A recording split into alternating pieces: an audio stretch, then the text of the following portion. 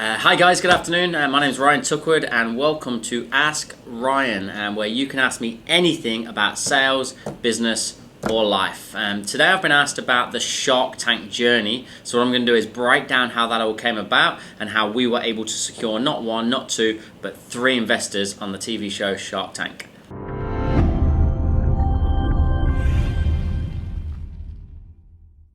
Okay, so the Shark Tank journey, it's been an interesting one.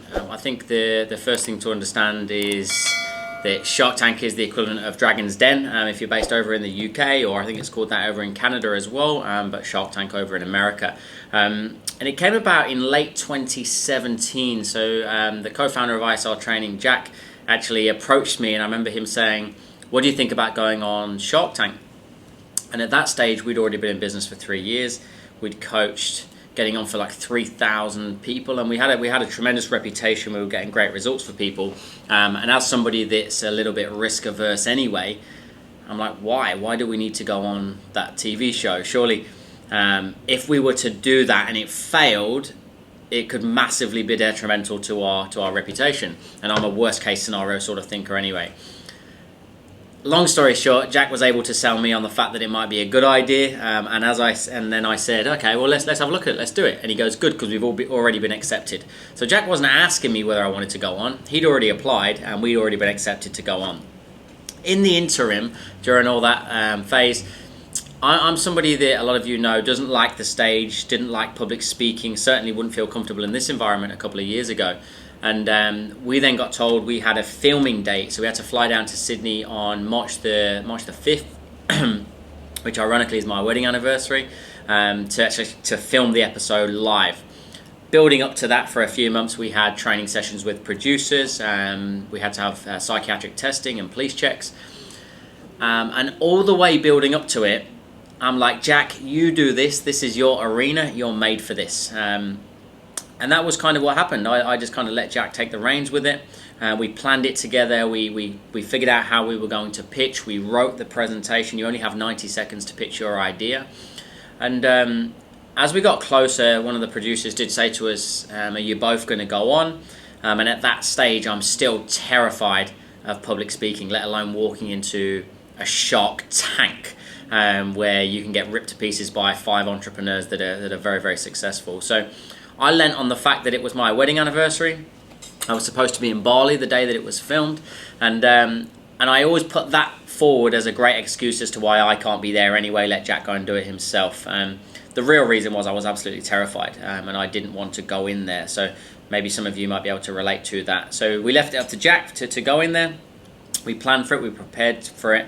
And then it was only about a week or so before that I had my kind of mind changed by a few people that were suggesting that if both of us go in there, we double our chance of getting an investment, because they might take to one of us more than the other. And by then I'd left it too late. I couldn't do my police checks. I couldn't do my psychiatric testing. So it kind of worked out as a great situation for me that I didn't have to go in there. But what they said to us was, if you can stay out the back of the tank, which when I say out the back of the tank, let's put this into perspective for you. I'm there with my wife. I've got a brand new suit on, feeling pretty sharp, even though I wasn't planning on going on TV. And we're in this. How do you describe it? Like a school field, if you will, like a school playing ground at the film studios down in Sydney. And we're sitting in this gazebo tent on a plastic stool each, and it's hammering it down with rain. And they've taken Jack away now for filming.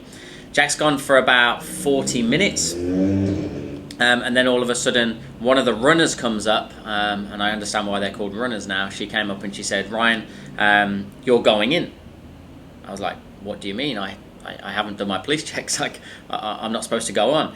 They said, "No, well, one of the sharks has asked to see the 50% business partner, so they want you to now go on." So they started to usher me away from Alicia. I've left her in this gazebo now by herself, and they're putting a microphone on me. They're putting makeup on me as I'm running, and I don't. At that stage, my heart's just beating like, holy shit, I'm about to go on TV. I don't want to mess this up. It's obviously Jack's done something right. Don't mess this up. And then as we're going, they just explained to me, you're going to go in, we're going to open the doors, Jack's going to come out to you. There's a little holding room, probably about 20 feet long with a fake shark tank. You would have seen it on TV. And they said, you're going to go in there, Jack's going to explain to you what has happened so far. So they still haven't told me what's happened. I have no idea if we've got any offers, whether he's totally blown it, no idea. And they said, Jack's going to come and talk to you, and then at the end of that, you can go back in. You're both going to go in there together, and you're going to make a decision on what you'd like to do forward. At this stage, I'm just totally bricking it, but it's probably the best thing that ever happened to me because I didn't have too long to think about it. And so then I ran into this building through this little side door. It's just every room is pitch black. It's like a big factory, if anything, but there's behind these curtains and booms, there's just random people everywhere. There would have been hundreds and hundreds of staff in there that you couldn't really see because it was quite dark. And then all of a sudden you turn around this corner and you see the corridor with the shark tank, which is pretty cool because I'm like, oh, I recognize this from the TV show. And then they said, okay, so Jack's going to come out, get ready for filming. And they basically went 3, 2, 1. The doors opened up. I could kind of see in where the sharks were all sitting there. They're all smiling, looking pretty happy. Then Jack walks out with a big smile on his face, and he says to me, we got 4 offers. And I'm like, amazing. So what do you need me for? That's not what I said, but that's what in my head. I'm like, okay, so just accept one of them. You do your job. He said, so we've got 4 offers. What do you want to do? I said, who are the offers from? We obviously had an idea who we were leaning towards beforehand.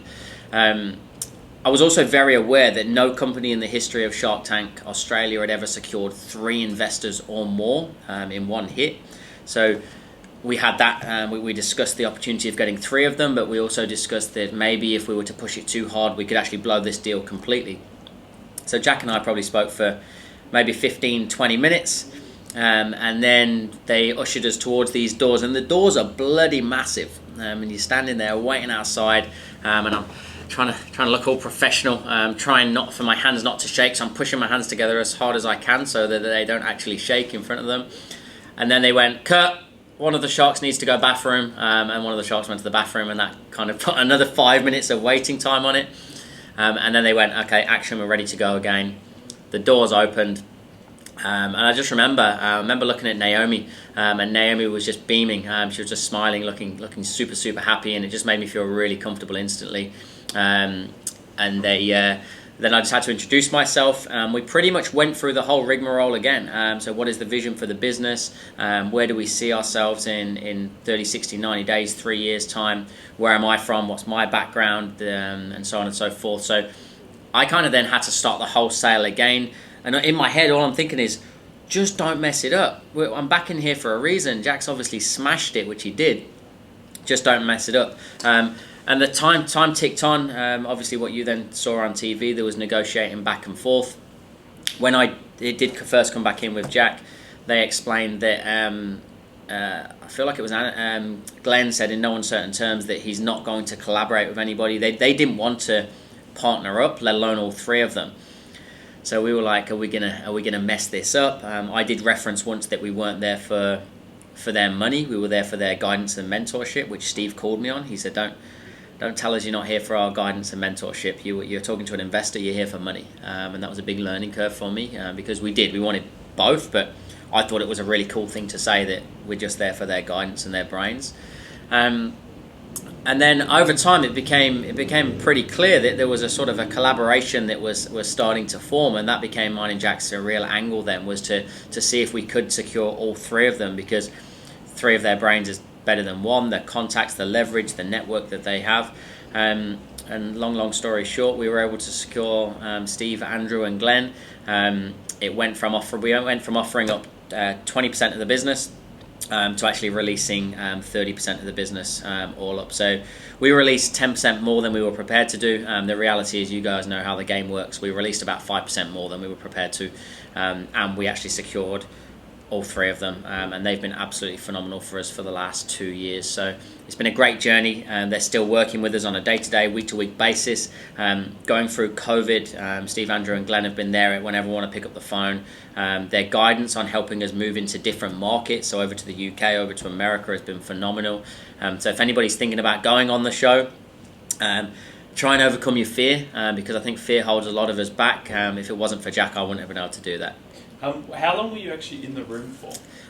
It would have been upwards of 2 hours in total that we were in there. So you would have seen, I think on TV it's 12 and a half, maybe 13 minutes. That's just massively condensed down. So it was a long old time in there. But ironically, the longer you're in there, the more kind of comfortable you get. You realise that, and I've realised this in business in general, that they're just real human beings. They've got genuine questions, and they want to find out about you. They've told us since, and for any of you that follow the Swish show, the podcast that we're launching, we've got interviews from all of them on there. And Glenn, I think it was Glenn in particular, said that they were investing in people first. So they're buying into you, not necessarily the business. If you work, the business can fall into place around you. But if they can't work with you, then they're not even going to invest anyway. So it's been a fun journey. And one last question: what was the 6 months to a year after being on the show?